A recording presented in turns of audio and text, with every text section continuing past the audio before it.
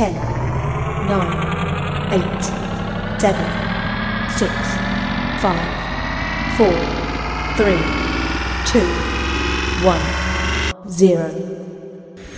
Look, up in the sky, it's a bird. It's a plane! There's no need to fear.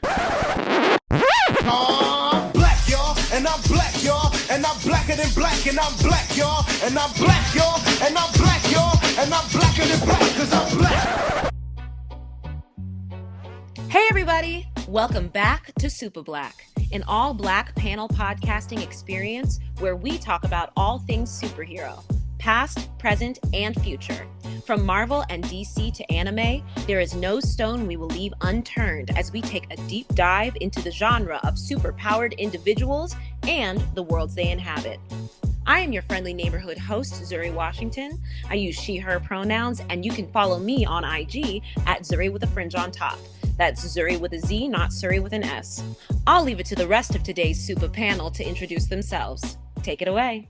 Hey, my name is Michael Andreas. I use he, him pronouns, and you can find me on Instagram at Michael_Andreas.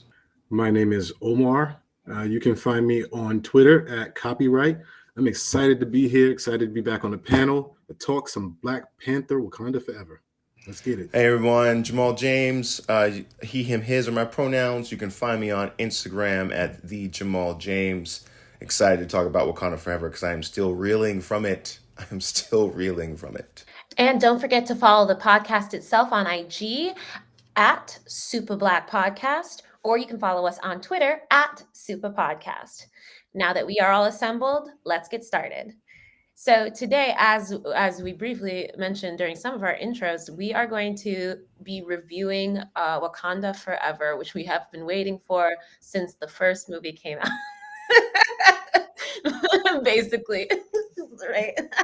Where no one can see us, but we're doing the Talokan Wakanda Forever basically symbol. And I'm not sure. I'm trying to figure out the best way to do this review because it can be done in so many different ways.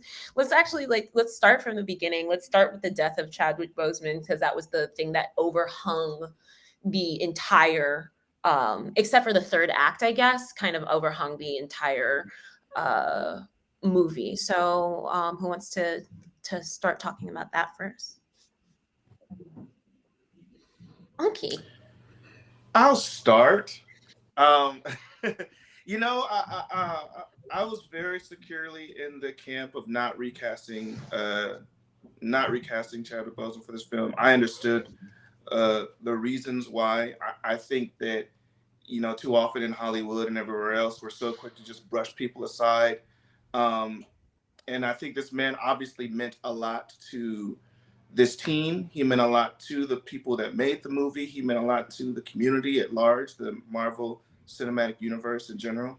And I was cool. I mean, I was cool with most of the choices in the movie. There were things that didn't jive necessarily with me, but overall, I felt like it was handled very respectfully. I thought that they definitely did right by T'Challa and Boseman in the ways that they portrayed him, in the ways that they honored him with this film. So I left feeling the same way. I feel like they could have gone either way. I think either way would have been, a choice. That was their choice to make, in my opinion. Like, I didn't have anything to do. Like, I'm not putting any money in it. I'm not, I'm just out here a fan of the movies. That's not really my decision to make. So either one would have been, okay with me. I think the way that they handled it was done respectfully. Jamal, did you have something to say? I saw your mouth open. Oh yeah. No, I was just listening to Michael, and I am firmly in the opposite camp. Even while watching this great film, I was firmly in the opposite camp. Of T'Challa as an icon for just Black men, Black superheroes in general. I just was I think that could be given to a lot of people to honor and respect in their own way, shape, and form over the course of several years for young boys growing up in this country, and not just disregarded, because I don't even know when that's going to be coming back. Even with the way that the film does respectfully deal with his passing, I don't know how he would personally feel about that, if he would want young bloods to take up for that mantle after his passing, or he wanted to just be for himself. And so that's something that I have wrestled with internally. That being said, the way that I feel that this movie does try to honor him in the best way possible, because I do agree with Michael about, like, it is their choice to make, because they are the ones who worked with him. They are the ones who, like, it is that family. It's an intimate place when you're creating a film like that, and to honor him is ultimately up to the people who worked with him. So I felt like the movie does tremendously well at making you feel his impact, not only as this character, but also as just a performer and human to a lot of people. And so I the fact that the film dealt with his death this way, I thought was very impactful for me. So I was in the camp of recast T'Challa. I think you and I have talked about that in the past. And I have my reasons for that. Black male leads, Black king, this kind of that kind of thing. So I was concerned about how it would be handled.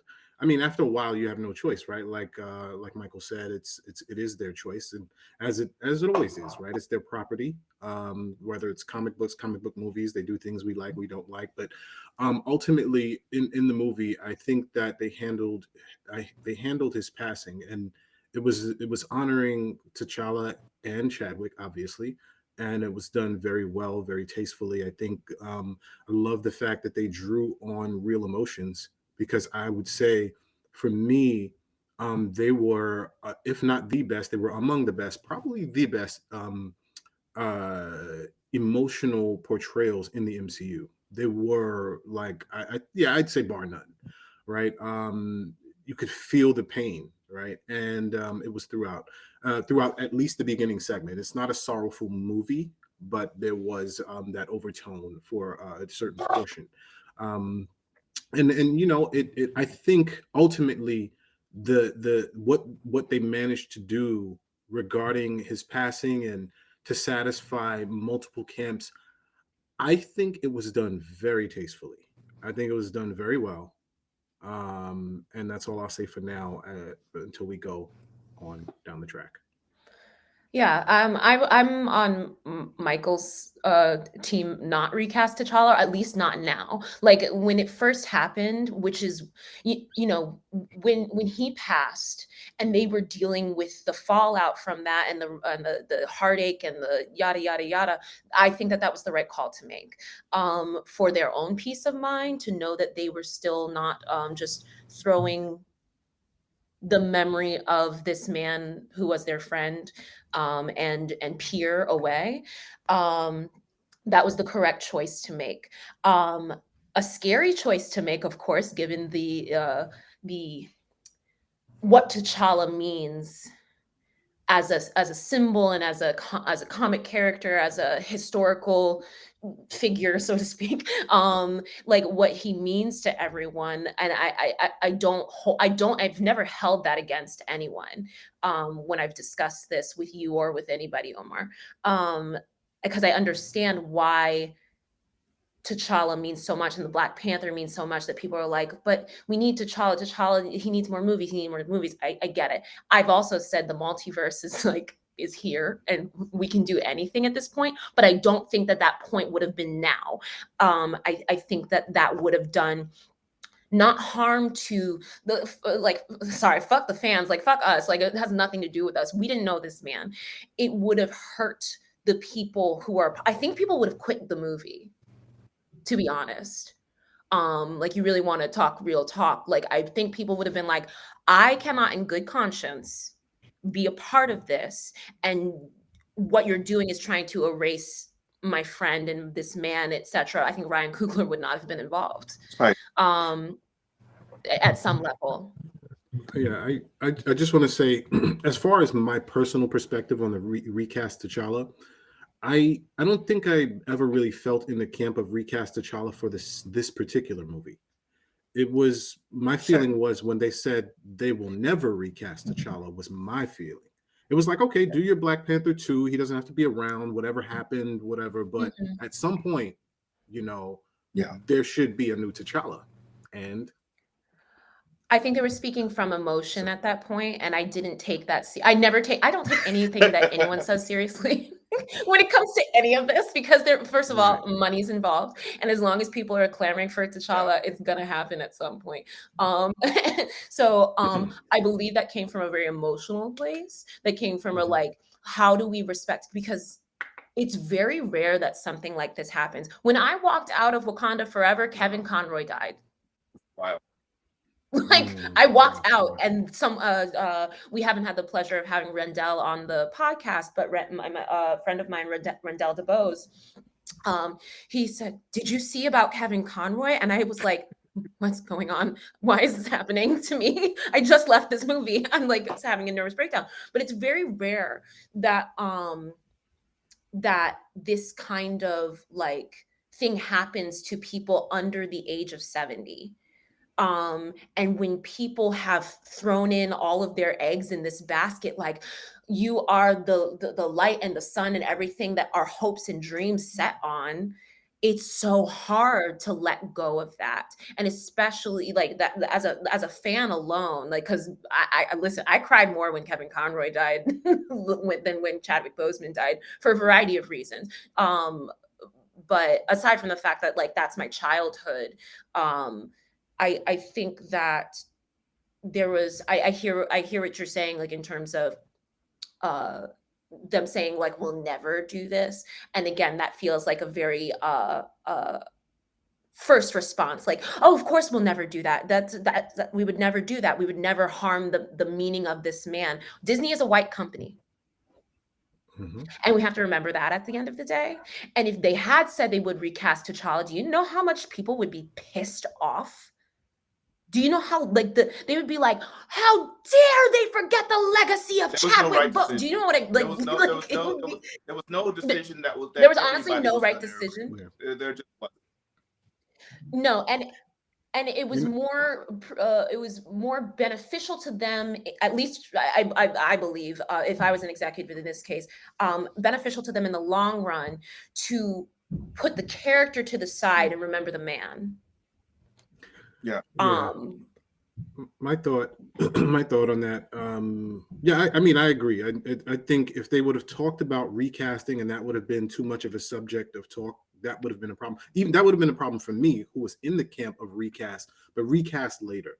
And I thought, I guess at the time I felt like the wording could have been, look, we're still dealing with this loss and we're grieving. Sure. We're not thinking about recasting at this time. If it'll be done sometime down the line. That's not what we're going to do in the immediate future. We'll think about. And because they didn't say that, I think that could have been a kind of a middle ground where they would have been fine. And it was the we will not do it. It was like, what? Yeah. For me. So that's how I felt. Yeah, I want to support that real quick, just real quick. I when it was coming out, there wasn't a lot of news about what they were going to do for a long time, which makes sense because can we just grieve the man for a second and not try to figure out what we need to do story wise for you? While everyone is still collectively grieving, because no one gets to tell anyone else how they want to grieve, whether you're a fan or whether you're part of the cast, period. End of story. You don't get to tell someone else how you just don't get to do that. But for my money, if Ryan Coogler and Kevin Feige had both come out and said, we're going to recast, and this is why we're trying to figure out how to do this, I would have been like, okay, I'm on board. If they had said the same words, it was like, we're not going to recast T'Challa because we have a different story to do, and this is why we're going to do it, I would be like, okay, I'm on board. I say that I wanted to recast T'Challa and still like giving support for the way that Ryan Coogler chose to do this, because ultimately I feel like that decision is his as a brother and a friend. It's like this little weird middle ground where I'm just like, yo, I see exactly what you're going, and I don't want that character to be I don't want that character to technically be lost, because I don't want the way that Chadwick Boseman's brother speaks about it. Chadwick would not have wanted his T'Challa to be gone forever, like not would have wanted that. So I'm like, okay, trying to give respect to that family, to know him better than anybody else does. Cool. But from all of that I've heard about Chadwick, from his interviews and the way that he speaks and the way that apparently that he gives to other people, I don't think he would have wanted people to be like, honor me by not casting my character ever and ever and ever again. Like, I just don't feel like that he wanted that. But like, this movie seems to be so built on respect and honor, and I love that. I absolutely love that. And I can't, like, I have nothing to fault in that situation, because one, you couldn't have made, there's that situation about trying to recast someone, it follows every single like pop culture icon. It has followed Superman, it follows James Bond, it's followed people trying to figure out how to do Luke or Hans. Like, it follows big iconic people all the time. It followed when people were like, oh, I don't know if Gal Gadot should follow Linda Carter. Like, it's gonna follow people forever, no matter what. You just have to try to do the best of what you can. And I feel like this movie tried to do the best of what it could, you know? It's interesting that you bring up James Bond, but then we'll get into like the actual the bones of the movie. It's interesting that you bring up James Bond, because that's so different to me. They've built a franchise on like doing this. Like, they're like, okay, we sign you for like 3 to 6 movies, depending on who you are and what's happening, and da da da da da da, and then we move on from you, or you only get 1 movie. Because we hated it. It was terrible. Or you didn't have enough clout at the time. What's the one, the Australian one that ended up only having 1 movie? With George Lazenby? Yeah. That's his name. I know Thank what you. you're talking I watched that whole documentary. But that kind of replacement, or even Gal Gadot for Linda Carter, is different, because Linda Carter is not going to play Wonder Woman forever. She doesn't look young anymore. She looks beautiful, but she doesn't look how Diana would look. It's not comparable to when this kind of a thing happens. So I just wanted to, we don't have to discuss it at all. I just thought it was interesting, the comparison. I will say this: Angela Bassett could still play Storm. Oh, all day, every day of her life. Listen, I say this, that woman is gorgeous, of course.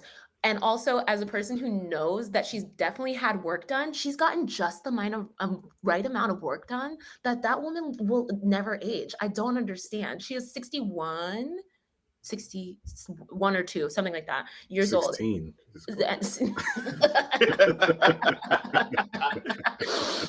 old. But she's beautiful. And so let's get into the movie. So we start off with like mysterious illness. T'Challa is dead.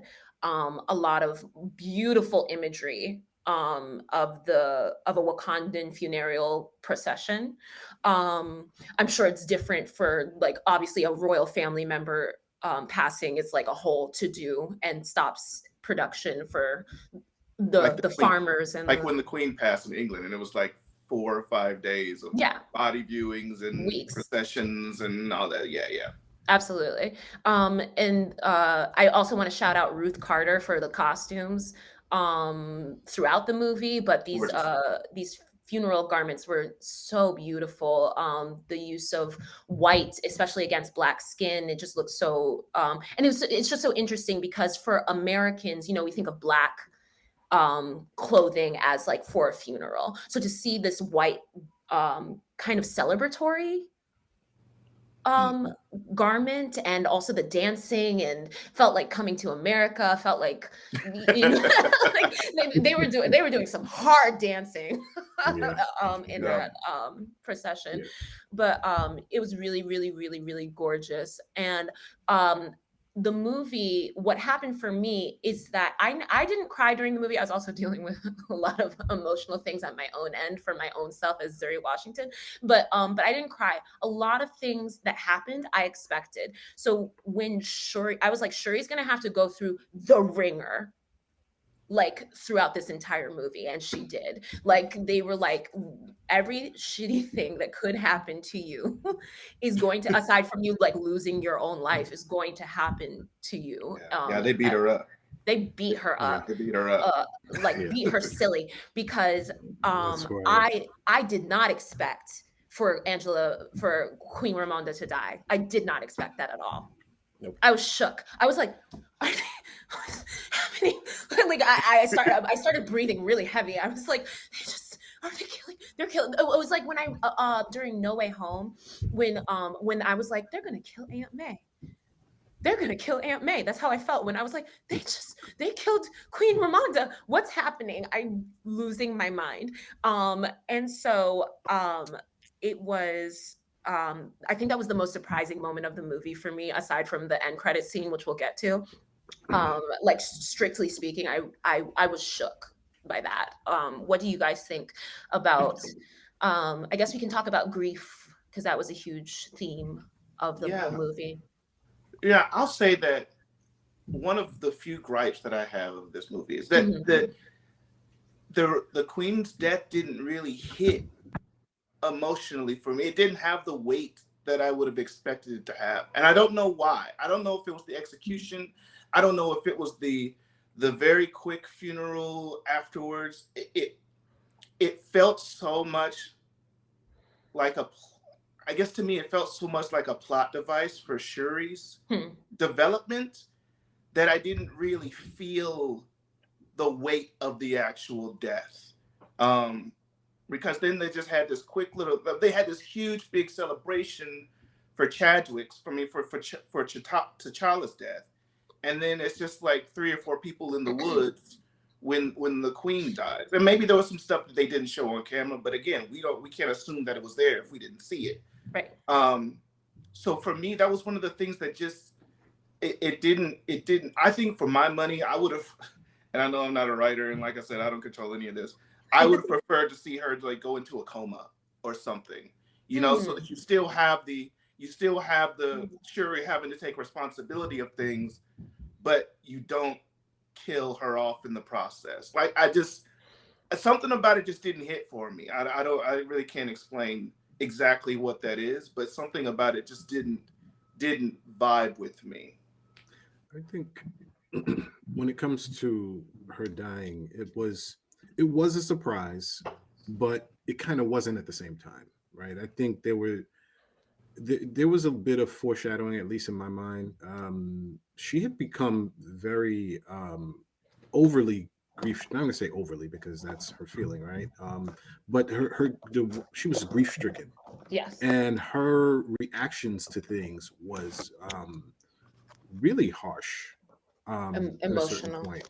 Yeah, it seemed harsh, and it may have been appropriate for how she felt, given especially her speech to Okoye, right? But it was very like she when she did that, I guess I can say it since we're when she Spoiler alert. relieved Do I have to say yeah, when she relieved Okoye of her duty, and I thought for a moment when they said, maybe being a bit, rash or whatever, and she said, "On your feet, General." I said, "Oh, she's still calling her General. Maybe she'll, But then no, she relieved her of her duty fully, and I was like, wow. And I get it, but she did it as an emotional response. It was very emotional, and that emotional response, when she died, it was like, okay, it was leading to that. It was leading to that for me.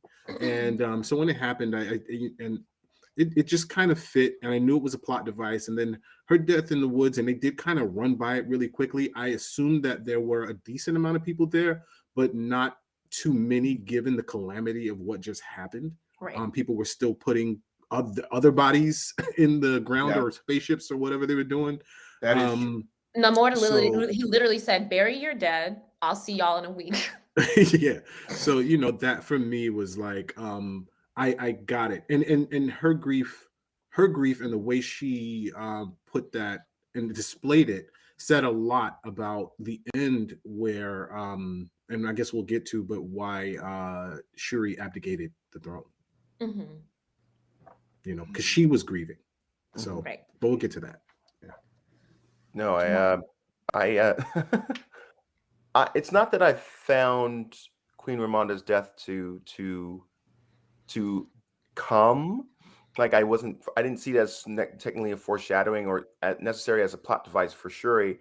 I felt like it was going to happen this as soon as like Namor like said like I'm going to come to your kingdom and I will kill you. Like that, like one props whatever to Terraquarta, props to him. Period. End of story. Yeah. But like when Yeah. he said those words, He and then meant that shit. he meant that like when those sequences of events happened, I was like, he's going to come to Wakanda and he's coming for you and you're gonna die. I was like, my brain was like, she's gonna die. She's totally gonna die. She's not gonna make it because like she's like Shuri is not gonna be able to help her and she's gonna die. Like my brain just like knew that once he got there, he's like, I'm gonna do this. And that for me, I was like, man, it like the fact that they would like go to war over something that started as a misunderstanding first. I'm just like, wow, my brain is like, that is a shock to the system. So like, even though I could feel the plot point coming, it wasn't something that like turned me off. I was just like, oh, this is where the story is going. This is ugly. This is dense. This is hard. This is terrible. And I personally like being in that like weird place emotionally as a person watching something. So it wasn't that I didn't like expect it, but like I was just like I wonder how they're going to get out of this, if they're actually going to survive. Like how are they going to get her, the queen, out of the country if they're going to do that? And then she didn't get out of the country. So I'm And like, she didn't get out. no. Honestly, to everyone's former points, with the precision with which Namor got everything he wanted. He got everything he wanted during this movie, and when he said he was coming to kill the queen, it's almost as if he had killed her first, he would have left.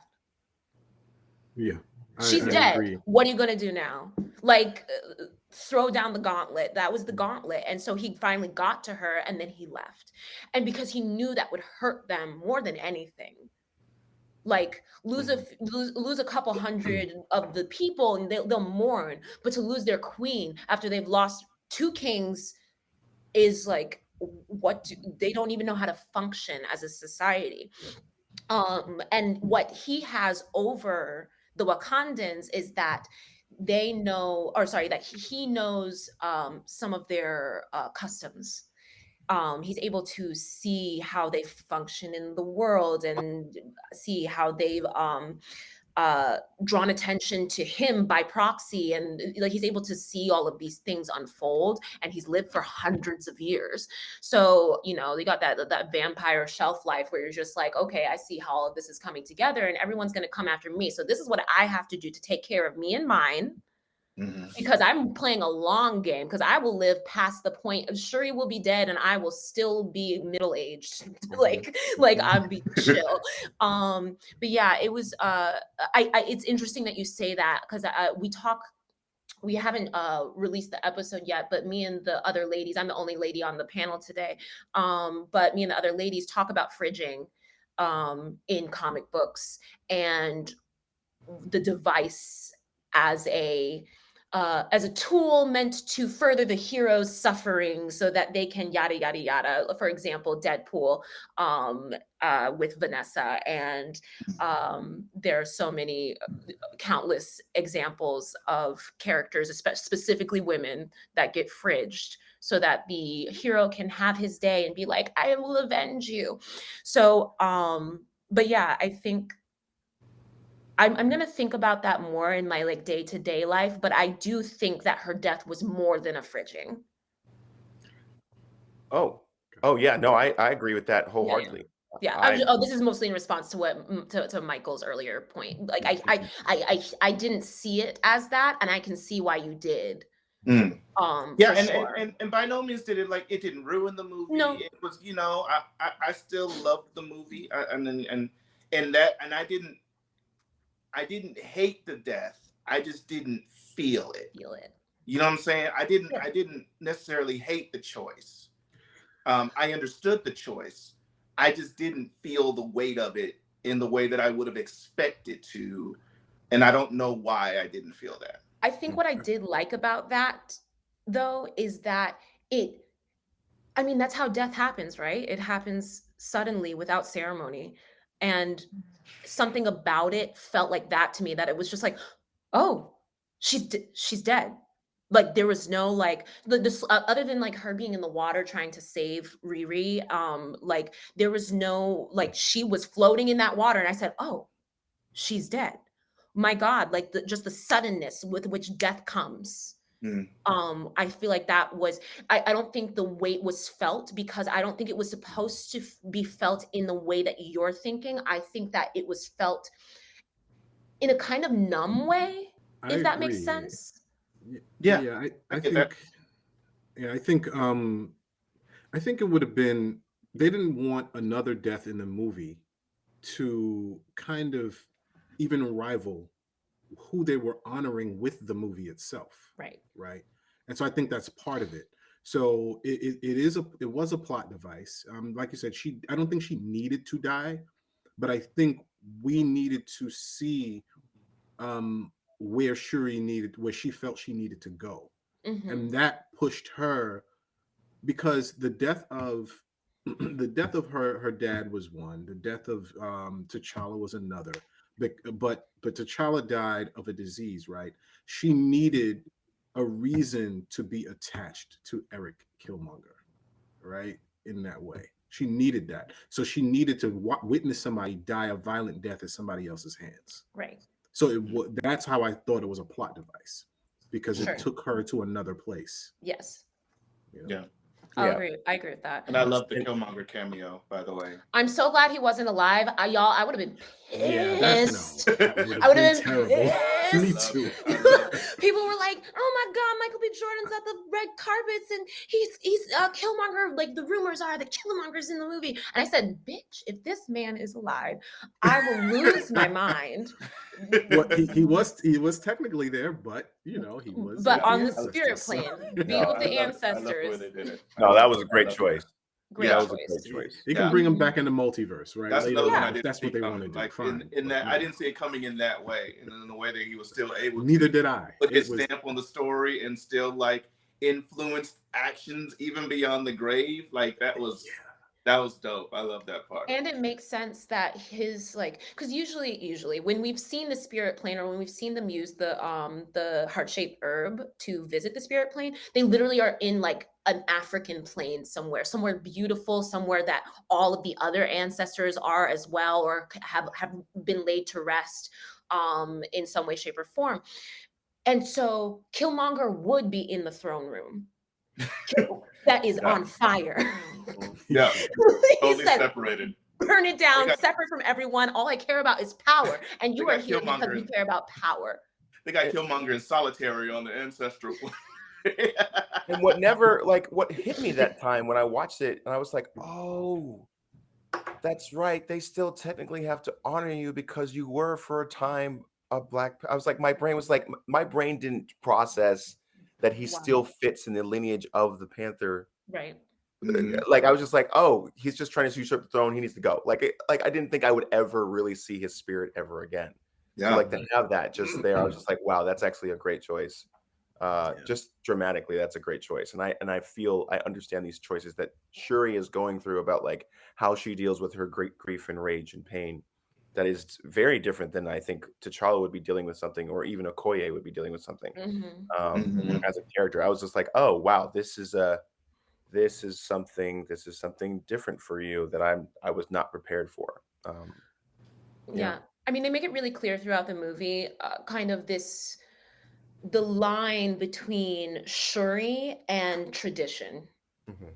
Mhm. She does not follow tradition. She's into science. She's a smart girl who's trying to create new pathways for her people because like they use the Wakandans have used their vibranium to great use, to amazing use, and refined it and made it so many things. And she's gone even beyond that. Yeah. And done everything that she can to the point that she doesn't understand why she couldn't save her brother, which is such a childlike thought, like how it's my fault that I couldn't save them. Mhm. Like any child that loses anybody who's of any age, honestly, but especially someone who's older than you that you look up to, and you're like, if you were a part of that in some way, shape, or form, you're like, oh, the reason why they're dead because of me, because I didn't do good enough, or they divorced because of me, or they're not together because of me, and you take that in on yourself Yeah. because especially as a princess, she has a lot of ceremonial rites and people looking to her to be something that she does not want to be. Very clearly, T'Challa took to the kingdom and the Black Panther hood with, like, he was raised into it, and that was what he was meant to be. That's not what Shuri was ever meant to be Mm-hmm. in her life. She's not a Dora. Not that she ever would be. She's a part of the royal family, but she's not a Dora. She's not like she's not even like Nakia, like kind of like doing her cool little spy thing. Like she Yeah. sits in her I was gonna say studio, in her science room, in her lab, just talking to her AI and keeping away from the rest of the world. For the most part, we have aside from that last battle scene in Black Panther, we never saw Shuri outside of that space, really. Like, she was set up in there to just chill and play with her toys. Yeah. And once real life kind of hit her, it forced her outside of her comfort zone, sometimes in a good way, sometimes in a not so good way. I want to say, I see Shuri not moving towards royal, being part of the, at least taking the throne a Mhm. little differently. I think it more has to, this is my opinion, I think it more has to do with the actor than it does the character. Um, my reasons for saying that is because I really don't see her as a leading person, right?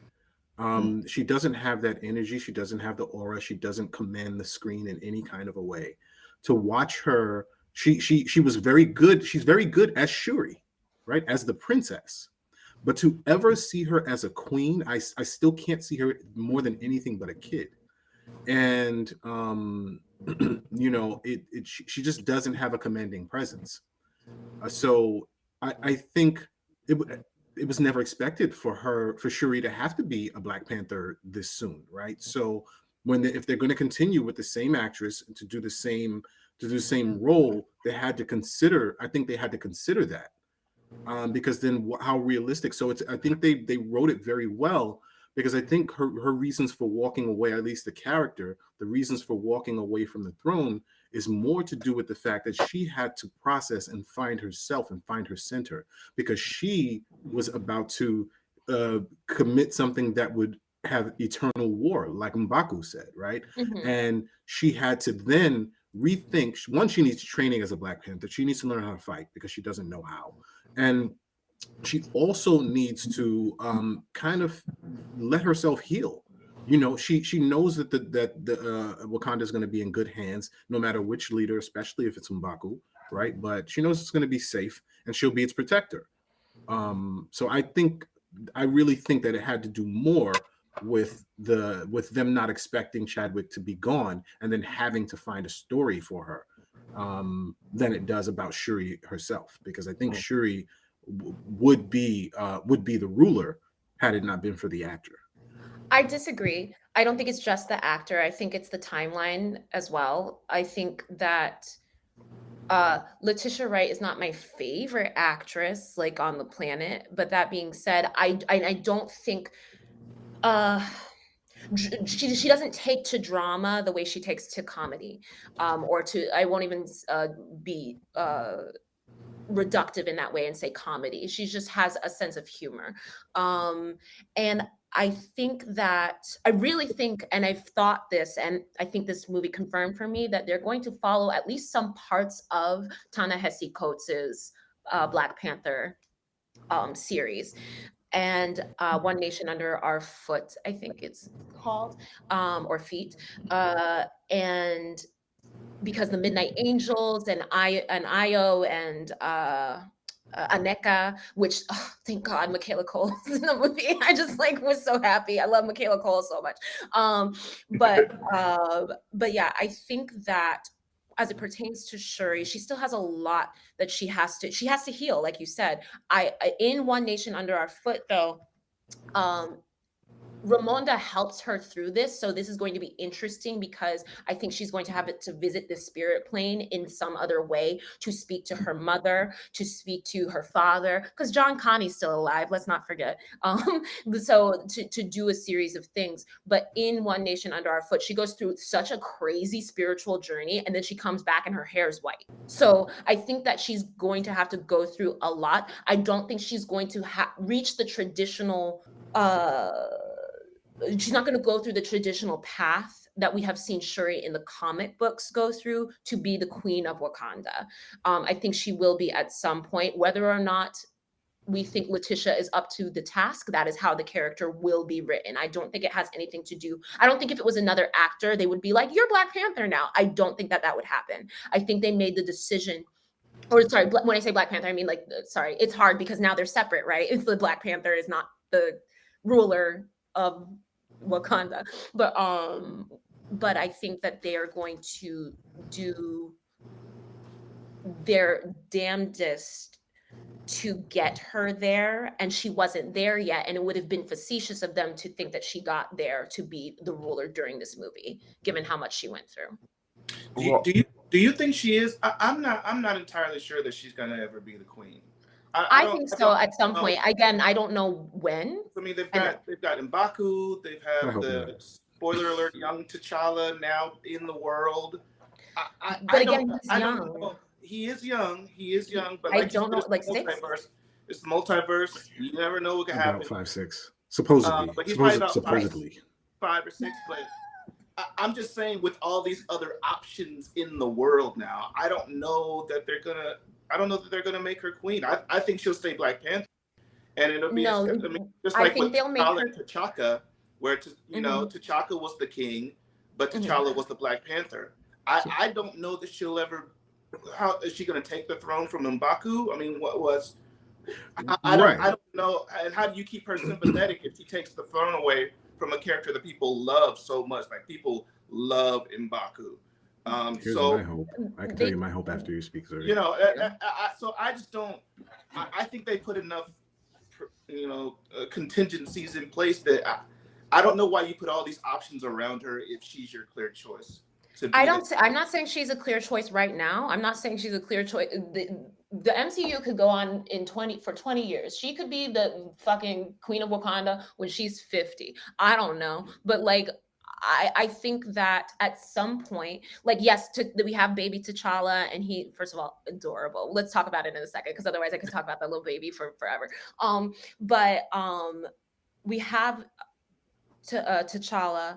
We're not sure what Nakia is going to. I'm curious what Nakia is going to do with her child, though, to be honest, because they're raising him away from the throne for a reason, from the pressures of it, and maybe he'll decide that he doesn't want to. I don't know. We don't know what the goal is overall. I'm just spitballing things. But that being said, I believe at some point Shuri will be the queen of Wakanda. I don't know in what capacity, and maybe T'Challa will be the Black Panther. They might switch that around, because at some point she might have gone through enough, talked to all the spirit planes that she needs to, and gone through what she needs to go through in order to understand how best to rule her people in a future sense. Because in One Nation Under Our Foot, part of the struggle is that they think that T'Challa and the way that the traditions have been set in Wakanda is harmful and toxic. So Io and Aneka are part of a group of people, and Dora, and that are like, fuck the crown. Like, we're done with this and the way that things have been being run. So if Shuri is to, theoretically, I'm spitballing again, Shuri could come after the cleansing that probably has to happen, especially given that the American government is trying to fight. And I'm like, oh my God, everyone relax. Please just let Ross handle this. Yeah. I think, I mean, I could tell you my hope, right? Yeah. But this whole multiverse and time travel thing, look, it's like what they do with Cable and Hope Summers and all that kind of stuff, where, Kid T'Challa can go and fight somewhere in a different time zone or a different dimension and come back as a grown man. Right. And still only be a few years from now. It's like, also soap opera logic. They can literally do that, right. And then he can take the throne. We don't have to wait literally 20 years of our life for this kid to grow up. It's Marvel. Yeah. So I mean, it can happen. That's my hope. I mean, I think it would be cool. It'd be fine by me to see Shuri. I won't say Letitia, but it'd be my to see Shuri on the throne as queen, and to see young T'Challa as the Black Panther, like he was with his father, king and son, right? So Right. dad got too old to play to be Black Panther, so he's like, Right. hey son, you take this mantle, I'll be the king. So I don't think there's anything wrong with that. At some point, I again, my issue is more, look, I think Letitia did great for her role in this movie. I think she did really well, considering. I mean, I've seen her in a few things before. I was more impressed with her this time than in anything I've ever seen her in, and I think that's because she had to draw from real emotion, right? So otherwise, I just don't see that. I don't know if she'll be able to continue that, right? So and I also don't see her as a queen figure just yet. Maybe sometime that'll change, but but yeah, I hope the kid comes in maybe in about 5 years from now. Well, I want to say that it's interesting that you say that, Omar, because like for me, the reason why I don't see her as the queen figure already is because we had her as the queen for like 5 minutes, and she was ruling from a place of anger and rage, which M'Baku, as an advisor, was like, "You can't rule from this way. You can't rule from this way." So Technically, it's she like, wasn't queen, right? Well, just to be clear, because they never called her Queen Shuri. They always were like the princess. Well, the only person who called her queen was Nemor. He yeah, said, "You're I want queen to now." say that she's the queen Well, now. he said But that. he's not. But he's an outsider, right? Right, he's So an outsider. They he didn't go can't. through any ceremony. There was no kind of like, oh, Shuri's the queen now. Even when she came down and she was the Black Panther, and she said one of the elders said something about like, oh, it's the princess, and I was like, oh, she's still princess. She's not technically like She may have been an I interim. guess She I may have can been an see that, but interim it's not queen. like I don't think maybe. anyone. I feel like that's important. But anyway, keep talking about your point though, because I don't want to interrupt you. But I just No, it's just like the lineage is it's confusing the. to me.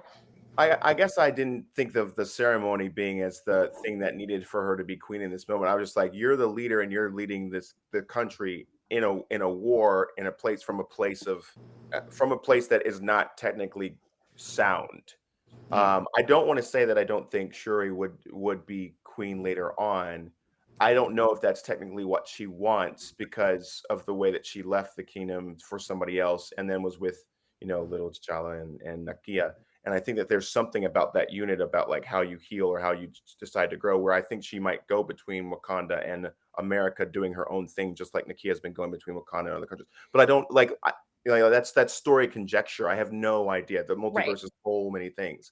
And then when Secret Wars comes along, which I'm like, oh my gosh, my brain, thinks of so many different things. But I do think I do think I want to see the potential of what happens after she does heal, and I'm Yeah. not sure what that comes in, and she that can make her be queen, or it can Agreed. make her go do her own thing. I think it's about like technically writing like what is good for Shuri, because like when Thor Ragnarok happened, I didn't see the whole thing about him not wanting to be king. Thor, like I've read comic books where Thor has totally wanted to be king, and he was like a reluctant king, but he was still willing to do it because it was the best thing for him. But the Right. story was like writing like how does he exist outside of like his parents and like structure and like all those like, how does he exist? I still think that Marvel is always trying to figure out how we can write about character first, and I think they'll Yes. still manage to try to do that. And Ryan Coogler has also talked about like where he was like, I actually had other ideas about who would be Black Panther for this movie, but for my money, when it came to like who was the most specific, who needs to be in that spot, and it was like it came for me that just Shuri, like that's the way he talks. That's just the way he talks about it. I'm like, Mhm. that makes sense to me. So I'm like, I think that there's trying to be like as character driven as possible when I it comes agree. to people. I mean, You that's know, one of the reasons why the MCU's even when it doesn't fully succeed, that's where it generally succeeds over other franchises. Is that it's so character driven. What we're dealing with is we're dealing with gods and monsters basically, but we are seeing people have human responses to human issues at the end of the day, or aliens having human responses to human issues, as the case may be. So, Because again, I sentient remind beings. I remind myself that Thor is not a human, and so all these things. But Correct. but Correct. but that being said, I do. Disney has been on a grief kick in all of their everything for the last like 2 to 4 years. I've been like, oh my god, For why are we years. experiencing Bambi died. Bambi's mom died when I well, was a I kid. know, but I'm not. But I'm talking about specifically. They've been dealing MCU. specifically. They've been talking. No, not just the MCU, but I'm talking about. They've been dealing with generational trauma and Encanto. They've been dealing with generational trauma, especially has been a big thing for Disney because I think a lot of people are just working through a lot of things that they themselves have been experiencing in the last like. 5 to 10 to 15 years as maybe second generation or even first generation Americans, and dealing with parents who expect so much of you and expect you to do this, and because of tradition, you need to do this, and you don't, and you're like, but I just want to go play in the yard, and they're like, no, you're gonna be a doctor, whatever. Like, like I feel a lot of that angst. Turning Red was like that too. Just a lot of that has been explored by the writers at Disney in a lot of their properties in the last 2 to 4 years, which is very fascinating to watch and very like hurtful to watch on a Well, lot of levels. all of Phase 4 to me has been about grief and fallout. That's Yeah. all it's all been about. Like Yeah. my top 3, hands down, are Shang-Chi, No Way Home, and Wakanda Forever. Like, and those are very grief-led films for me. Yes. That's they're just very, but they're trying to do it in a respectful, responsible way while trying to do a good story. Yes. But like when you've got like Phase 1 through 3, and they're all about like all of this epic like storytelling, this entire phase is just like, oh, here's some catharsis. Maybe you might not like the catharsis and might hit you in the face a little bit, but we're gonna have our little reset catharsis phase where there's just dealing with terrible things. And I'm like, that's great. That's cool. That's nice. That's nice. but kind of tying to that, I'll skip to the end of the movie. But speaking of catharsis, it's interesting. Someone pointed out that most of the MCU movies, if not all of them, recently haven't really tied in with other movies. They've been kind of the end credit scenes, to be specific, haven't tied in with other movies. They've kind of been a part of their same movie and leading to the next thing maybe in the future. And so in this movie, it was great, amazing catharsis to be like, oh, look, Nakia with this little boy. Oh, wait, what? 6 years? What is happening? Years, child. You had a child? When did you have a child? So when you said that thing about how he was everything to you, you meant everything. Like you were like king, this, that, and my baby daddy. And I was like, I don't know what's going on. I think I'm losing my mind. That little boy was so cute. I wish I need to look up where he's from because I'm not sure if he's American and they gave him an accent to work with or not. But either way, he had a little lisp. Like he had this little lisp going on that I was just like, I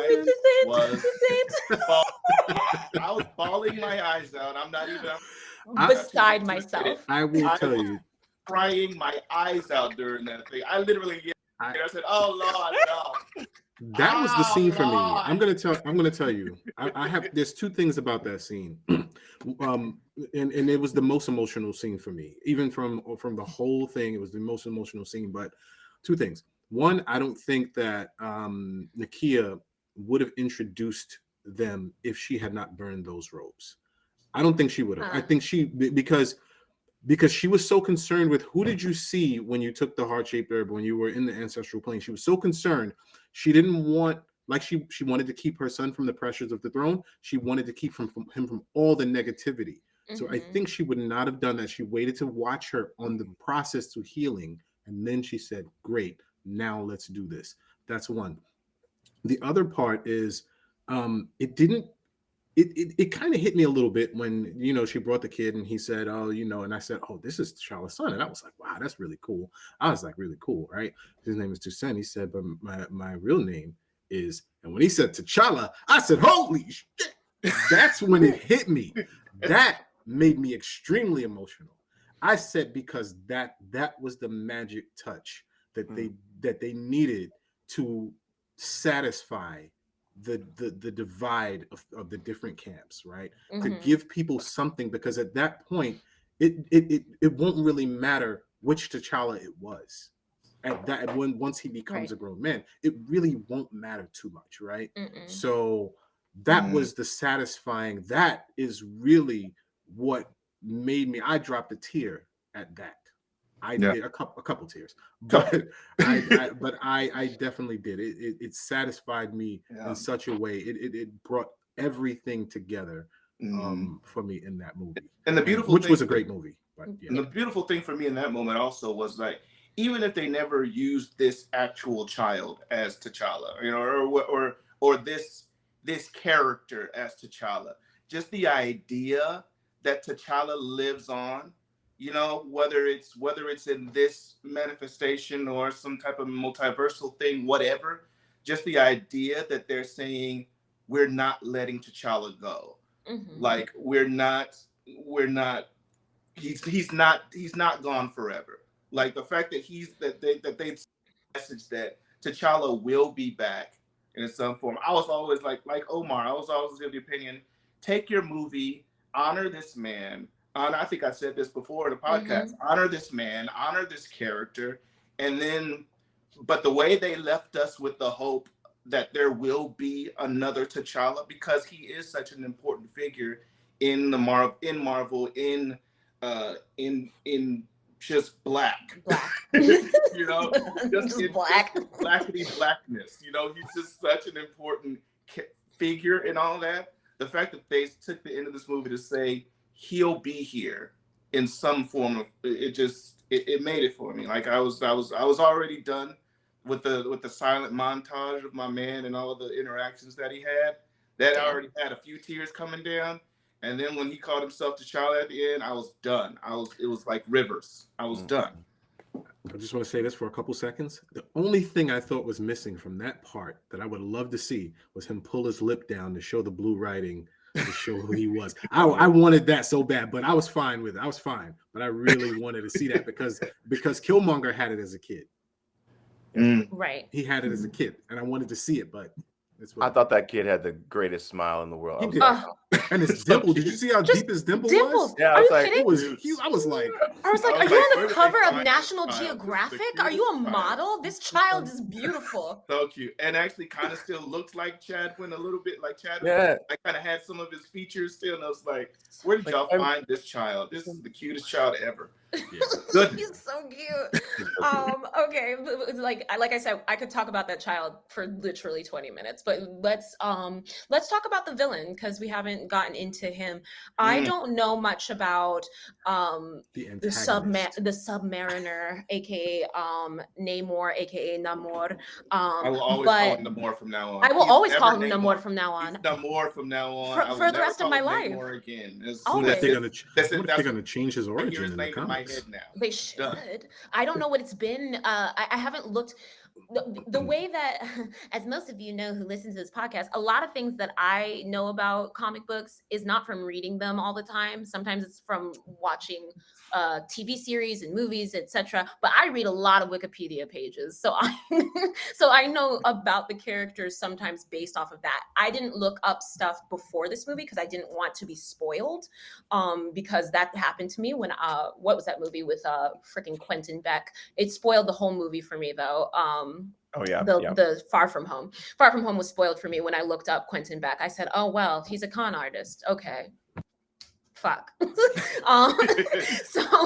But nothing that I have seen in the Wikipedia pages has lent itself to telling me that this is even like partially his story for sure, but not the details and the Talokan and the very specific imagery and specific colonialist background that he discusses. You know, every time I see Black Panther, I'm like, wow, this movie is telling us to do something. Like when the first Black Panther movie came out, I was like, wow, this movie is telling people to vote. Like I literally was like, it was 2016. And I was like, or maybe it was 2016. Sorry, 2018. What year was that? Time has flown like oh gosh, wildly. Now I don't know. Isn't that crazy? It was whatever year there was an election. It was passed. It was passed. I think Trump was already in office. So it's For them 2018. saying that line, that I remember them saying that line about building walls or whatever, and I was like, "Damn, they going after Trump with that." Yeah, it was 2018. But he was already in the zeitgeist somehow. Yeah. February 2018, probably. I think. Mhm. Black Panther. Yeah. The release? It February was 2018.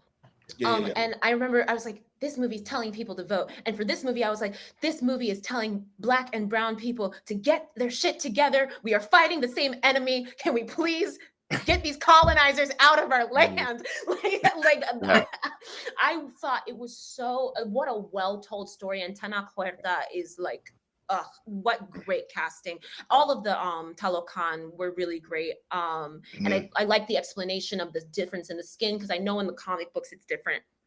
Because what is it in the comic books? It's that he's half Atlantean and half human, so that's why he has different skin color and yada yada yada. So I really loved that someone really thought about this. They were like, okay, this is why this is like this, and this is why, and this, and then Spanish. And I said, oh my God, that's why his name is that. You're clever. Whoever wrote that is an insane person. Well, the choice to put like Mexican, Mesoamerican, Mayan culture, like to do all of that, to give as much wealth and depth and treasure and honor as they were doing for making up Wakanda for Black people, I was like, that for the Latinx culture is like a godsend and so important. And the I don't know, support from so many people seeing like, oh my gosh, thank you so much for doing this has made me like being like, oh yeah, of course Black and brown culture and bodies are trying to support each other as best as possible, and doing it in this movie is great. And I think that was Ryan Coogler's choice.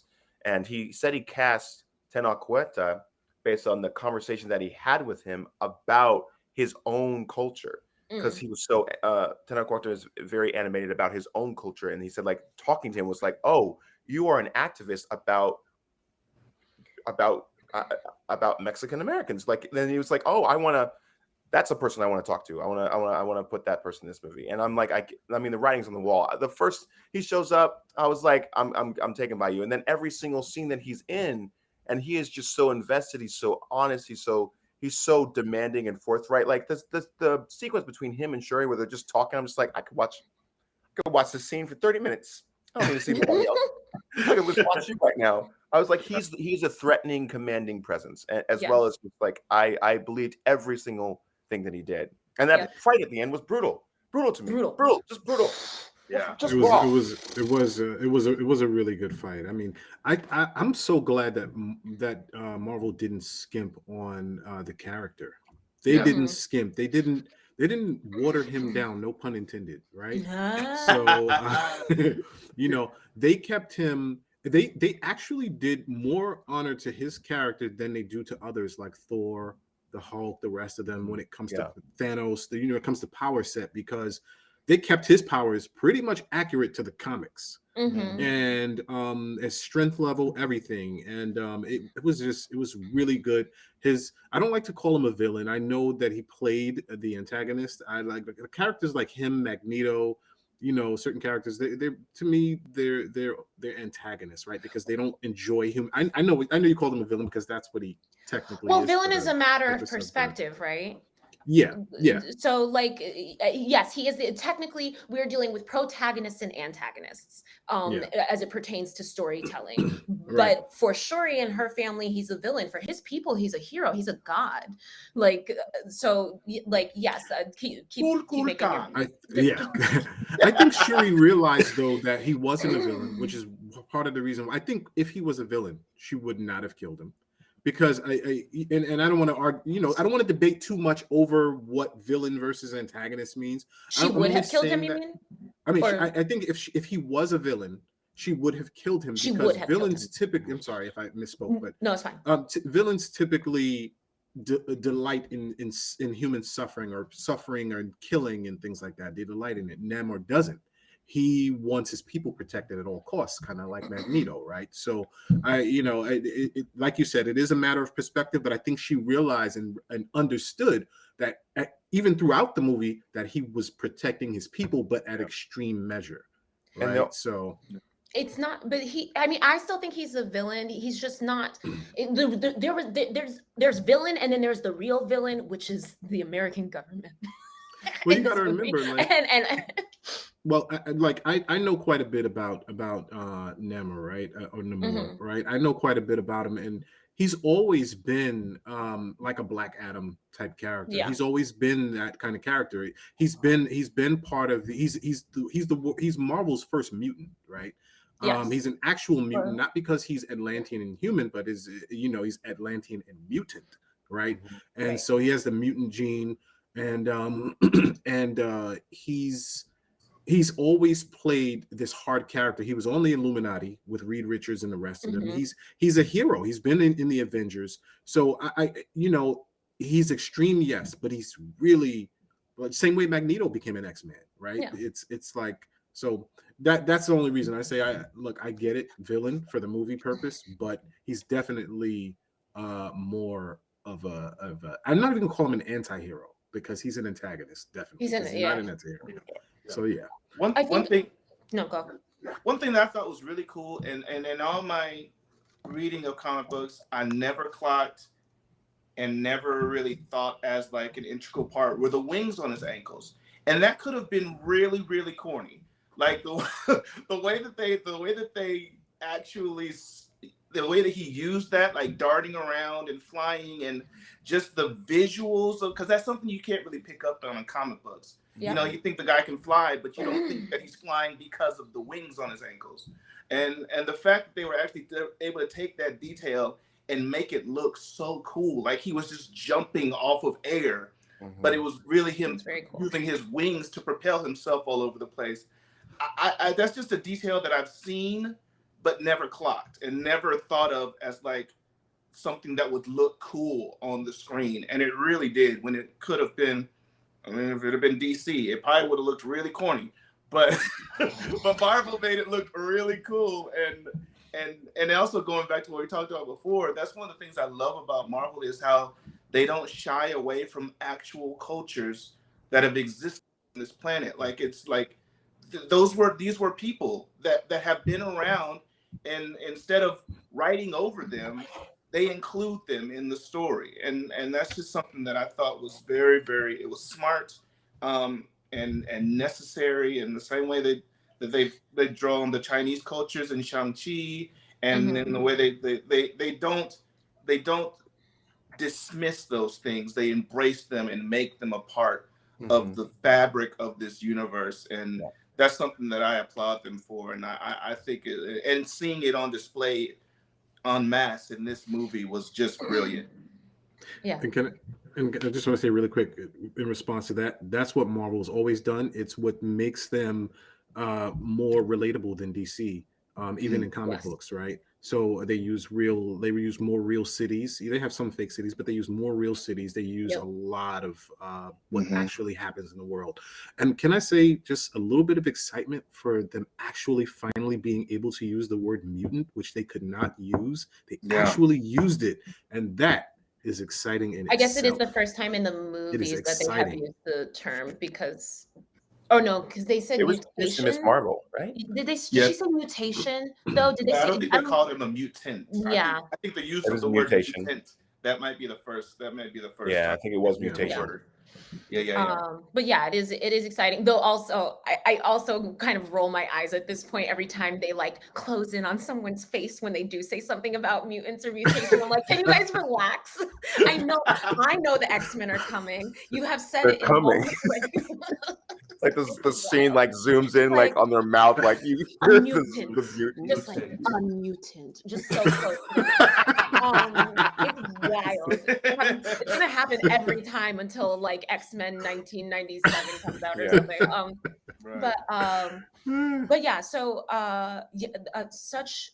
I love culturally specific, because we've talked about colorblind versus color conscious, and this is more of what we've been asking for, a lot of us, especially actors. Like this kind of storytelling just makes the fabric of the universe that you are building so much richer for it, so much more colorful, no pun intended in any way, shape, or form, but it's more colorful, it's more interesting, it's more it allows you to be like, to think about the historical context, even in this kind of fantastical universe.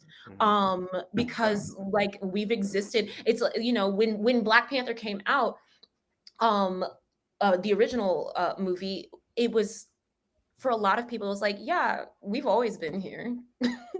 Like there are those of us, like we're kings and queens and all this other stuff. We're not just a part of your slave narrative. We represent other things. And so it's so good to see. As much as I know and acknowledge that Disney is a sometimes not benevolent overlord, as it pertains to some stuff, but they're still doing better storytelling than so many other companies. And not just using our stories, but allowing us to participate in our own storytelling. So I can never give enough kudos for that, where we're still very far behind in most of the rest of the industry. Has a lot to catch up on. I think what else haven't we discussed? Let's talk about Riri. We gotta talk about Yes, Riri. Riri. Thank you. Yeah, I was talk like, about Riri. Can I say something so really many quick plot lines. Yeah. before Riri? Yeah. I just felt like when they showed like the people in Wakanda enjoying themselves and all that, you know what it looked like to me? A bunch of Black Americans on vacation. That's what it looked like to me. It really, I was looking, I was like, these look like people from like around here. You know, that's what I thought. Technically, they're a bunch of people from Atlanta. Right. Exactly. That's what they look like. And very excited to be on that day of extra work in Wakanda. I saw some Nigerian, maybe some athlete of some kind was like, I have to be in that next movie. And there was a little special where he was talking about how much it meant to him to be a part of it. And he was like, I'm like pilot number 1 or whatever. But like some of these are just like simply normal ass people who have never acted a day in their life. They are just happy to be here. There was a little boy eating a sandwich. And I said, that little boy is having the best day of his life right now, eating this sandwich on camera. But yeah, I think it's very true. I did feel that kind of energy at some point. But yeah, let's talk about Riri. I've been so excited because obviously the Ironheart series is going to come out next year. That sounds right. Ironheart's coming out next year. It was interesting, her introduction to us in this way. I thought it was weird that they didn't ever specifically say, hey, they stole your machine and you never got paid for it. You did it for a homework assignment and they stole it. Billions of dollars of technically, like that idea is billions of dollars. And they stole that from you and you're struggling to pay for school. That's insane to me. No one talked about it at all. I was like, I feel like that's a very easy in to just say, hey, they stole your design. And she'd be like, the fuck? Well, I think like, that's where we're so used to the government taking stuff and not paying people for it. Like, absolutely. That's not a shocking plot point. No, that's not. But no, it wasn't. That's not my problem. It was my problem because she was so reticent to go to Wakanda. And if they had just said, hey, we found out that they stole your thing, then she'd be like, oh, well, I have to figure that out because I need to make money. I thought she already knew they had it. I don't know. She knows her teacher. She has no idea they were using it. They didn't know. Yeah, she didn't know that. She didn't use it. She had no idea. Yeah. And that was the only part that bothered me, though, about her plot line. I was like, are we going to talk about the elephant in the room or the vibranium detector in the room, as it were? There's a part of me that, like, when I was watching it, I'm like, listen, I think Riri Williams is going to be great for the Ironheart series, and I'm great going forward with her. But and there's she's a part of me like watching her. I love her. There was a part of me watching her. I was like, man, you would have made a great Storm, though, too. There's a part of me that's like, you would have made a great Storm. There's a part of me that was like, oh. She's too little. She's such a little bitty bit. She's small. You gotta be tall. So You gotta be tall. I need a tall Storm. I need like a over statuesque. At least 5'7". 5'7" to 5'10" would be great. No, that doesn't mean like I actually thought like there's been some criticism that people felt like her storyline is like sort of shoehorned in and that she doesn't really have a lot of agency. And I was like, nah, I'm not sure that I see But it's that. but it's an I think introductory though. Right. They Yeah, do that yeah. all the time. It's not about That's her. not. yeah, it's Yeah. not. It's not. So I was just like, no, I don't feel that criticism is quite genuine. She's not even But I don't even know if she's a tertiary character. She's kind of like whatever whatever four is in like primary, secondary, tertiary, like whatever the fourth Well, one is. I think the term was like she is technically a MacGuffin. Screaming. She's not an object, but as a character, she is a MacGuffin to be fought over against and be pushed somewhere and be told where to go. But having like agency besides the fight sequence that she has on the bridge, she doesn't Right. really have anything. So Why that's where would they feel like someone she's like that just have- shoehorned in Absolutely. instead of written in. So I hear that, but also why would she's a normal ass person. As a normal ass person myself, if someone said if a god came to my room and was like, you now I need you to do this or this happened, you'd be like, what is going on? It would take you at least days, if not weeks, to catch up on why you are even being come to in the first place. Right. I'm like, she's no more shoehorned in than Peter Parker is in Civil War. I'm like, so Yeah, that exactly. doesn't bother me at all. Yeah. Right. I love her that bridge sequence, by the way. I did actually really like that. I did too. That whole sequence to me, Yeah. from the FBI coming into the dorm room or the garage to getting to the bridge. Like I actually really love the way that thing is filmed, and it made me think about like Okoye struggling in this manner with a bunch of those, like that for me was like, oh, this is gold. This is gold right now, because I understand how much of a badass that she is, and I'm like, but she's fighting someone who's even more. I'm like, oh my God, I don't even know anything about any of you, but I'm like, I love combat that is about struggling to it's Right. just, there's something about that sequence that was great. But I think that Dominique Thorne, that's her name, who plays Miri, I thought she did a great job. Yeah. I really did think that she did a great She's job great. in cementing I herself agree. as a person, as And she someone was who has, hilarious. she's hilarious. Yeah, her and M'Baku were Her the comic timing was relief. so good. Yeah, they were both so funny. Yeah. They were. And they pretty came in great. at just the right points with their comedic relief, and we still got enough about her to be like, oh, what's this about your father? What's this about this car? What are we talking about? I had a couple of. I don't know too much about Riri Williams. I mean, I've Mhm. heard of Ironheart, but that I don't know too much. Well, first of all, I think the movie kind of makes me feel she's potentially smarter than Shuri, right?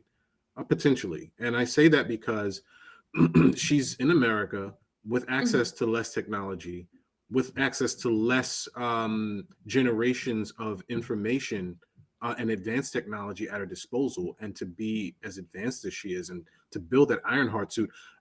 The first version of it, the crude version, right? Oh, When she had, that's pretty amazing. She built her first machine at 3 years old, right? I mean, in Marvel Universe, that can happen. Almost in real life, that can happen, right? But it's super smart. The other thing is, I guess at this point, Marvel doesn't have to kind of point out too many different things. I was just like, how did she build a jet engine that's self-sustaining without, it's just me and my technical brain, like thinking about Tony Stark and his arc reactor, and she doesn't have arc technology. So where's she getting this propulsion system that doesn't seem to run out of fuel? What kind of fuel is she using? Like, but Marvel, I guess they passed the point where they don't like have to go explain that for every single person. That's a comic book. If you want to know that, read the comics, right? But I guess, but I don't know about her, so that's where I was going with it. Yeah, she's gonna have to go back to an earlier suit in the series, so maybe we'll get some of that explanation when she has to rebuild, because now she doesn't get to keep the suit that she made in Wakanda. So and she did not disappear. She didn't disappear from the blip. That is actually a thing. She was not gone from the blip when the blip happened. Right. She was still there. Yeah, the way she maneuvered even in the crude suit, the first suit, she was maneuvering like zipping in, like I was like, that's pretty good. Like I think she said she did a couple test flights, but like that's one big test flight in terms of like she was like, okay, this plane I'm about to hit is gonna hit this bridge at this velocity. I was like, I said the science. that was going on in these people's brains. I can't say that she's smarter than Shuri, but if given the same tools, they would at least be on par with each other, which is why they respect one another. There was never a moment that I thought she ever surpassed Shuri. Shuri has created an AI. So No, that's why I said potentially. No, Only no, I know. because she didn't grow up. She didn't start as a youth with access all to of these all of things. this technology and the minds around her to actually teach her and pour into her. So Right. this was all her. So I said potentially smarter. Yeah, potentially. One of my favorite lines in the movie. It was a really quick throwaway line, but when they were talking about Riri, and Ramonda said that she was at the equivalent of one of the villages public education centers, and she's like at MIT. Like, I just thought that maybe y'all didn't catch that, but it was. No, so I remember. funny. Yeah. That line, that was line funny. was so great for me. She's like, she's at the equivalent of one of our village schools. She's at MIT, like the best technical institute in our country. I just thought that was so hilarious. I was cracking up, and I was the only one. I was like, no, just me. All right, we'll let that go. I think going back to my earlier point, I kind of wish they had harped on it a little more, because clearly she was, helping a lot of people, but the only person that we saw her help was some white dude, and then these other people stole her work and gave it to the government. I really wish they would have kind of harped on, like, look at them stealing her tech and her ideas and taking this brilliant Black woman for granted, and she's barely scraping by. I hope that we see more of that, or something about that in Ironheart, because I'm not going to put all that on Black Panther 2. I don't think that Black Panther 2 needed to do that heavy lifting, but I'm hopeful to see more of that specific storytelling in her own series. I am really speaking of Okoye, because Okoye had a very big arc during the course of this movie as well. First of all, Denai Guerrera is one of the most beautiful women on the planet. I refuse. Every time she puts on clothes, I'm just like, oh my God, you're so beautiful. Are you a Barbie? She's like a Barbie doll. She's a beautiful African Barbie doll. And everybody has been looking amazing on the red carpets, for the record. But Denai Guerrera, her performance this movie was so there was so much, she had a lot of humor in the earlier moments. Like, she's very confident. We know who she is as a warrior. So to see her get beat the way she got beat, and to see how much that hurt her, and to see how much she gave up for her country, to only be told that it was not enough. And it was really, it was heartbreaking to see, because when you're that kind of person, it's, like when you come home from war, not that I've ever been a soldier, but I've heard many stories, when you come home from war and you're like, what do I do with my life? Yeah. This is all I've done. I have given my everything to my country and to my king and to my people. And now I'm nothing. Yeah. I was mad for Okoye. I was mad for her. Absolutely. I was like that whole thing between her and the Queen. I was like, I'm mad at you, Queen. Leave her alone. Leave her alone. I was mad mad for her. I was like, wow. And I think she's gonna I think right now she's more gonna be like one of the elite, beyond like the Royal Guard and Army. She's like one of the top level spy / whatever, there was something else I wanted to mention, but I'll circle back shortly. I know we have a little bit of time. I gotta say, I didn't love the design of the suits. I didn't. Neither did she. That was the funny part. She didn't either. That was the funny part. But I can see why she didn't. Like, I just I don't know. I don't know. This is just another thing. Like I said, it didn't take me out. I thought they were cool. Like, what they did was cool, and I thought that the functionality of them was awesome. But something about the look was just a little. It reminded me of Predator too much or something. But that's what they look like. Like, for the most part, I think they added a little bit more clothing than in the comic books. But like, that's what those outfits look like. It's almost spot. I wish I had my comic book with me. But it's almost spot on exactly what it's supposed to look like. Yeah, and that's true. They are kind of ugly looking. But I think it was great writing to write into the story that she thought it was ugly, as most people probably do. Right. So I think that's actually pretty clever. especially if they had to make it even remotely similar to what's in the comics. And they know people weren't going to like it, the look in real life, you know. So And there is a rumor going around that they're going to try and give Okoye a show based off of her new arc with that character. So I was like, I would be cool with that. Yeah, I think there is I think that she does have a show coming up. I thought it was on the Isn't timeline somewhere. yeah, I thought it was the Warriors of Wakanda. No, something about like the Dora, right? Yeah, Trying yeah. to get that. Yeah, it's Something out there was somewhere. like- I think it's like 2024-ish, Yeah. something like that. oh yeah, okay. It has these weird things in the back, and the face it has the face is really like it looks like a scuba person. Yeah, that's what it looked like. Well, that The makes rings sense. around the I eyes, didn't know and that they it was they weird. pulled that design from the actual comic. That I'm makes sure sense. I'm sure she liked it better than that wig she had to wear in the first movie. Yeah. Oh wow. Yeah, it just really we'll kind of like we can wrap this up by talking about just the performances in general. I think like this such strong work by everybody.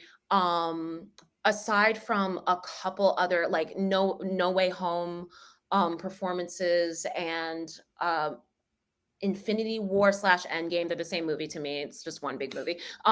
Aside from those, this was some of the strongest performance work in the MCU, and I really hope I need some of the other movies to take a page from that. It doesn't always have to be so dramatic. It doesn't have to always be so like the end of the world. But the gravitas and something about that kind of energy was much appreciated to kind of bring it away from Thor Love and Thunder, and which we're not going to review at any point, but it was not my favorite. And I love Thor Ragnarok, so it's not because I don't love Taika Waititi. It just didn't feel, it felt forced. Can I comment on that? Because I like that you pointed out the performances, but for me, I think that sometimes the writing is not trying to fit too well. Like when it comes to like Thor Love and Thunder, that's two different stories that I felt like not either one is served as well as possible, like Gore the God Butcher. I or agree. King. While with others, like there's like Black Widow, I was like, there's something about the writing and the story structure that doesn't because I feel like all the actors they choose, and I love all of the actors that have been in pretty much everything. Like I love all of the actors. I think they all do capable work, and I can find other things in their filmology where I'm like, oh, you're a great actor. You are a great actor, and I don't think the writing is servicing you as well as possible. So that's No, I 100%. No, I agree 100% because it's acting is the marriage of all of the things, right? A costume helps, good writing helps, scenario and scene and all the so many things lead us to see these brilliant performances that we give awards for. And people are clamoring for Angela Bassett to win an Oscar for Black Panther 2, which I love her. She will not. It will not happen. I will be shocked if it happens. The Academy will never. But that being said, I think this was, or the movies that I talked about plus this one were the perfect marriage of some really great writing and some really great storytelling leading up to for Infinity War's sake and all the other stuff. I think you're right. Thor Love and Thunder was like honestly two different movies, and neither one was serviced by having both plot lines be in the same thing necessarily, or at least not the way that they did it. Yeah. Ragnarok was one story. I was like, cool, Ragnarok. I know it's happening. It's the end of everything. Yeah, I'm pleased with this movie. What would you guys rate it on a scale of 1 to, let's say 1 to 10? 8. I give it a 9. I think I would also like to give it I would also give it a 9. No, I'll take that back. I'm gonna give it a 9.5. It's a 9.5. Yeah, I'm gonna give it a 9.5. I'm gonna give it an 8 with very high rewatch value. So I'll give it an 8.5 because of that. Because I think there's so many things that I could go back and be like, I want to watch this part just for this, or I want to watch this part just for this. Could it have been shorter? I don't know. There's some people who are complaining about the length, that it was a little too long, but I I don't know felt if like they, everything that was said was necessary. Like I didn't feel like there was anything that was in there. The only thing that maybe felt kind of throwaway was Contessa's stuff. Yeah. But even that could be, that's part of weaving other things. But if there's anything that felt a little bit out of place, it was her parts. But sure. other than that, I felt like everything that was said and done needed to be said and done. I didn't feel like anything was wasted. Yeah, and even with Val, and then I'll let Omar close us out. But even with Val's storyline, they're setting up Thunderbolts, right?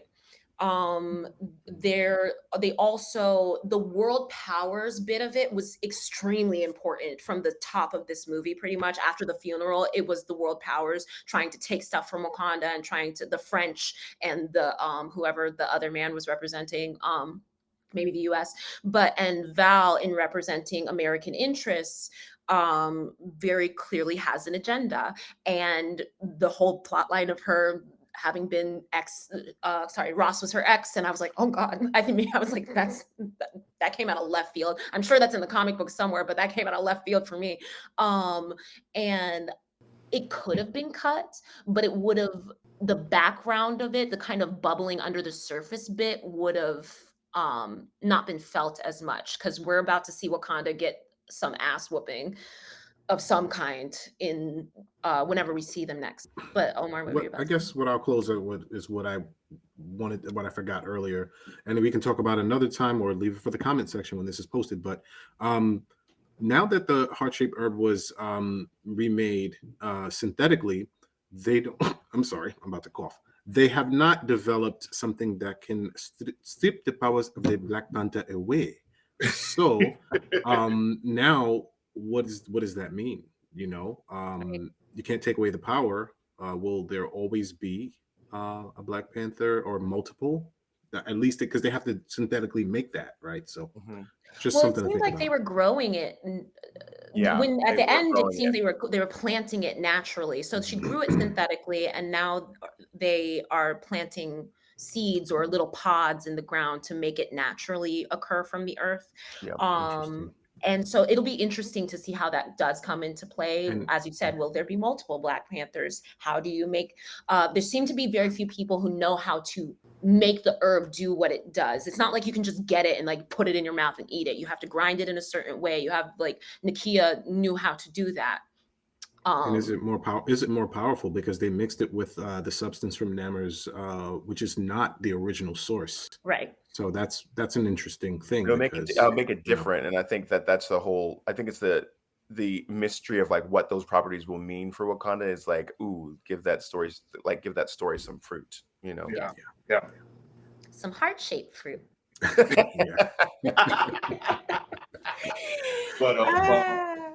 I'm here all week. Okay. Hi.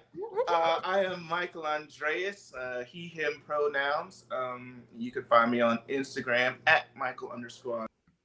And y'all probably can't see the shirt, but you can also find me on Ain't Too Proud. We're touring the country. We are in San Francisco right now and headed all over the place. So nice. Come see us. Okay, Jamal James, again, he, him, his, and you can find me on the Jamal James on Instagram or TikTok. Omar, you can find me on Twitter as Copyright. I love being here. Love this panel. Glad to be back, and see you next time. And as always, I am Zuri, she, her pronouns. You can find me on IG at Zuri with a fringe on top. I don't use Twitter anyway, but I certainly wouldn't use that hellscape now. Don't forget to follow the podcast on IG at Super Black Podcast, or you can follow us on Twitter if you like at Super Podcast. Maybe someone will use a blue check mark and pretend to be us one day. Who knows? That'd be fun. Only $8. You only got only $8. $8. Wow. Just the same price as like a Disney Plus subscription. But but please let us know your thoughts about Black Panther 2, about Wakanda Forever. What was your favorite part? What was your least favorite part? Who was your favorite character? Who could have gone to bed and you would have been like, great, I will never see that person again. I will always love an appearance from Ross because he's just there for a little bit of comedic white man relief for for the people. But yeah, let us know your thoughts on the interwebs. And don't forget, should you need heroes, we've got your back. We fear no topic we attack. If conversation is what you lack, you'll find it here with Super Black. Bye, everybody. Mbambe. Ibambe.